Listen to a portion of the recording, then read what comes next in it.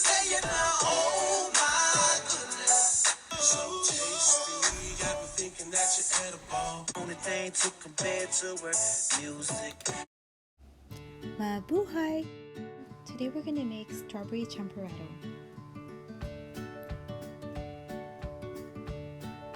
Now that you've seen the ingredients, this is easy to make. We're gonna start by cooking our sweet rice. We also need to puree those strawberries by using a blender. At this point, we can add our white chocolate. They'll look like they're cheese, but it's white chocolate, I promise. Keep stirring.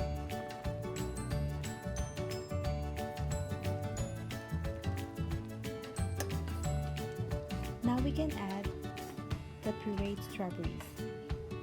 At this point, you can also add the sugar. In my case, since I didn't have no white sugar, I used brown sugar.